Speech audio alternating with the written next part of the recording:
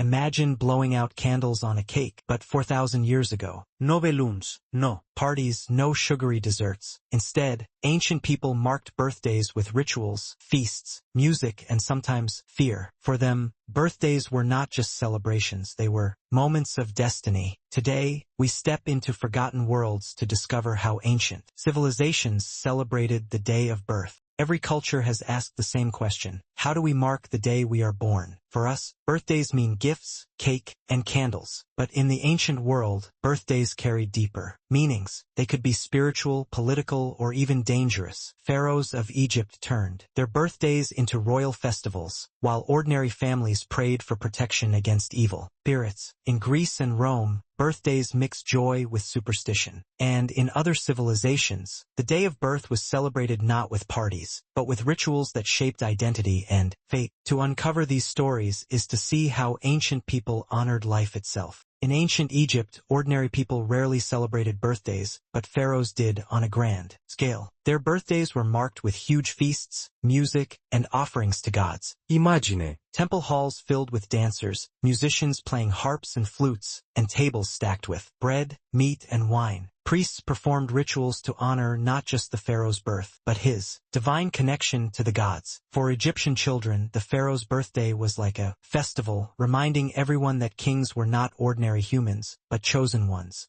In ancient Greece, birthdays were tied to religion. People didn't always celebrate their own birthdays, but rather made offerings to gods on the day of their birth each month. Imagine a Greek family placing honey cakes and wine at a small household altar, children lighting candles as prayers are whispered. These offerings were meant to honor the gods who protected their household. For Greek children, birthdays were less about gifts and more about learning respect for divine powers. The Romans, however, loved birthdays. Men celebrated with feasts, wine, and gatherings of friends, while women's birthdays were honored more quietly at home. Children's birthdays often included gifts like toys, clothing, or small jewelry. Imagine a Roman courtyard filled with friends laughing, toasts being made, and children receiving clay dolls or wooden animals. Birthdays were both social events and moments of affection. Rome turned the private day of birth into a public expression of joy. In many ancient cultures, birthdays were believed to attract evil spirits. That's why protection rituals were important. In Rome and Greece, people lit candles not for decoration, but to drive away darkness and danger. Imagine a dimly lit room where candles flicker on clay stands, while elders chant prayers to protect the child from unseen forces. For ancient people, the day of birth was both joyous and dangerous, a time when the soul was most vulnerable. While pharaohs celebrated with grandeur, common Egyptians marked birthdays quietly. Families might prepare extra bread, fruits, or beer, and share them with neighbors. Immagine. Children sitting under palm trees, enjoying sweet dates given by their parents, while mothers Pour beer for guest. It was less about wealth, more about community. Even the poorest families found ways to make the day special, proving that birthdays have always been about love and togetherness. In Mesopotamia, kings celebrated birthdays like holy days. Temples organized processions, where priests carried statues of gods, and offerings of bread, beer, and animals were made. Imagine a city square buzzing with crowds, banners flying, drums beating, and children tossing flowers into the air as the king rides in a chariot. For ordinary families, the king's birthday was not just a party, it was a chance to pray for prosperity and protection for the entire city.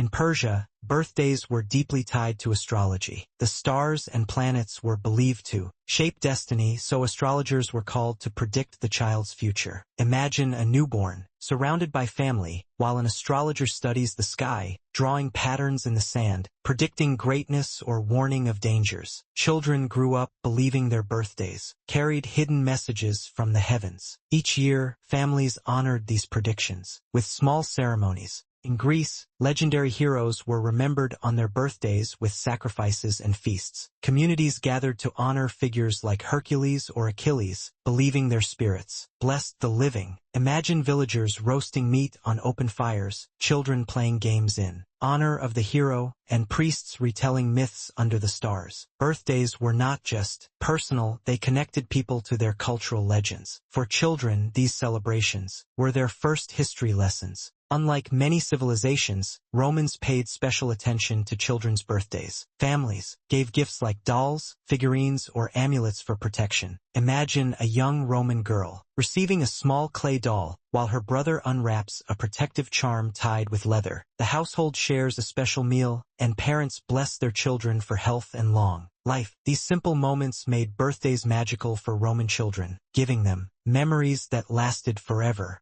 Ancient Egyptians believed that on birthdays, evil spirits were most active. To protect children, families lit lamps, burned incense, and wore amulets shaped like scarabs or eyes. Imagine a small mud brick house glowing with clay lamps, a child wearing a blue scarab amulet as their mother whispers prayers. The birthday was not only joy, it was survival, battle of light against darkness. In Celtic traditions, birthdays were tied to fire. Families lit bonfires to protect the child from evil spirits and to honor the cycles of nature. Imagine a village gathering at night, flames leaping into the sky, children dancing around the fire while elders chant blessings. For the Celts, fire was life and power. On birthdays, it cleansed and renewed. For children, the dancing sparks felt magical, like the sky itself was celebrating their birth. In ancient India, a child's birthday was marked by rituals tied to the stars. Families called priests to chant mantras, light lamps, and make offerings of milk, ghee, and flowers. Imagine a small courtyard filled with relatives, a child sitting on their father's lap while priests draw sacred patterns on the ground with colored powders. These rituals were not just celebration. They were believed to align the child's life with the universe itself. In ancient China, birthdays were tied to the zodiac. Families consulted calendars to know which animal sign ruled the child's birth year. Imagine a family gathered around a table, elders explaining the child's destiny according to the zodiac, while children playfully imitate animals, the dragon, the horse, the rabbit. Birthdays became moments of reflection, reminding people that they were part of a larger cosmic cycle.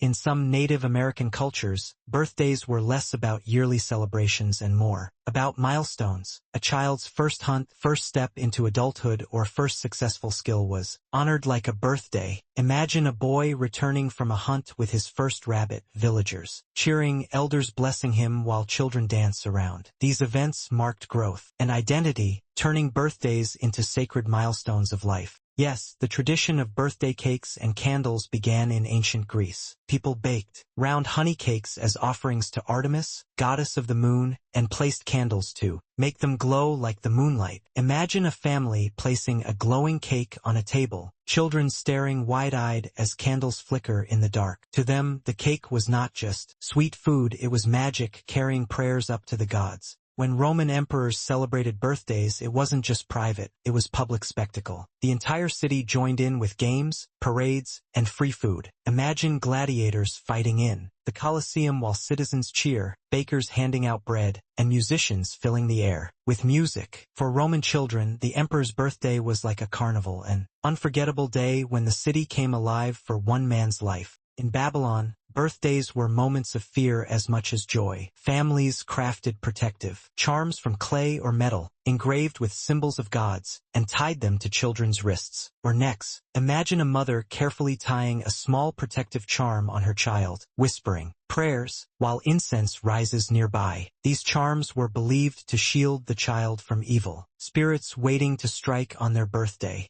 In Norse culture, birthdays blended into feasts of family and tribe, long wooden halls filled with roasted meat, mead, and storytelling. Imagine a child seated at a wooden table beside warriors, listening to sagas of gods and heroes as elders raised toasts. Birthdays weren't just personal, they were woven into the rhythm of community life. For Norse children, the gift of stories was greater than gold. In many African tribes, birthdays were celebrated with drumming and dance. The rhythm was believed to connect the child's spirit with ancestors. Imagine a circle of drummers, pounding fast beats, children dancing at the center, their movements wild and joyful, while elders clap and sing. These celebrations were not about gifts, they were about life, rhythm, and the connection between generations. In ancient Jewish tradition, birthdays were less about feasts and more about blessings. Families gathered to pray for the child's health, wisdom, and long life. Imagine a father placing his hands on a child's head, chanting blessings, while the family shares bread, wine, and figs. For children, birthdays felt sacred moments when they were reminded of their place in faith and family.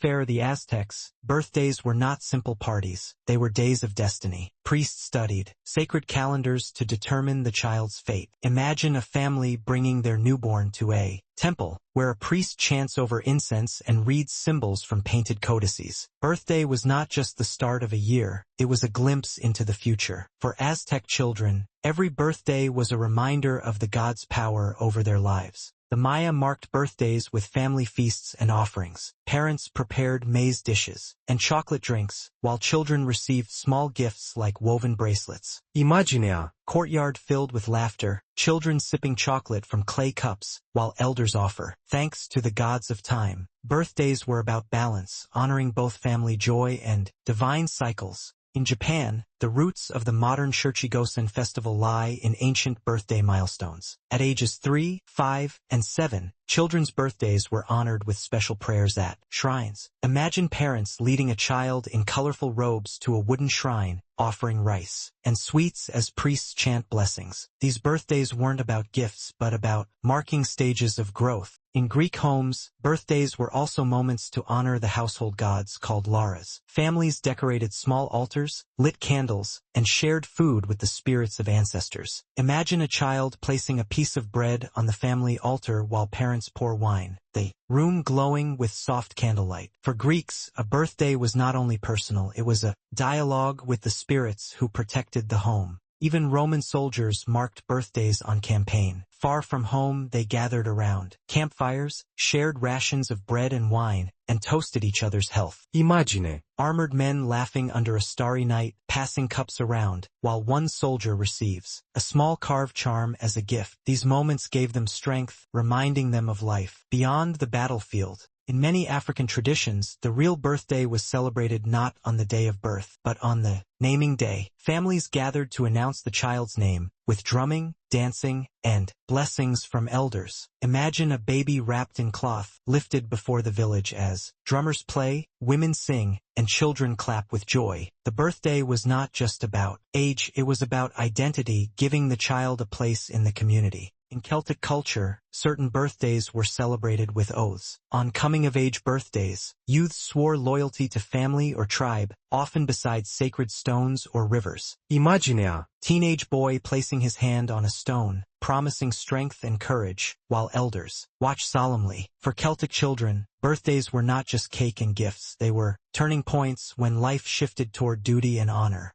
Even servants in Egypt sometimes marked birthdays with small rituals. Co-workers shared bread, fruit, and beer, and gifted handmade items like beads or amulets. Imagine, too, servants in a courtyard, smiling as they place a beaded necklace around their friend's neck, while others clap. It was simple but meaningful, a way of saying your life matters too. Babylonian kings had astrologers predict their fates each birthday, but the day also ended in lavish feasts. Imagine a grand palace hall with torches blazing, musicians playing harps, and guests drinking wine as astrologers whisper omens to the king. The mixture of fear and celebration made birthdays powerful events, half destiny, half indulgence. Across the world, from Egypt to Greece, from Persia to the Americas, birthdays meant more than numbers. They were prayers, feasts, rituals, and promises. Imagine a montage of ancient families lighting lamps, children receiving small gifts, crowds dancing, priests chanting. Every tradition carried the same message: life is precious, and each year is worth honoring. Birthdays united the ancient world, just as they unite us today. The way ancient people celebrated birthdays reminds us that time has always been sacred. For them, a birthday was not just a party, it was a prayer, a promise, and a celebration of life itself. Pharaohs turned them into festivals, Romans into feasts, Greeks into offerings, and ordinary families into quiet rituals of love. Though centuries have passed, one truth remains. Every birthday is a reminder that life is fragile, precious, and worth celebrating. When we light candles today, we are not just marking another year, we are keeping alive a tradition as old as humanity itself.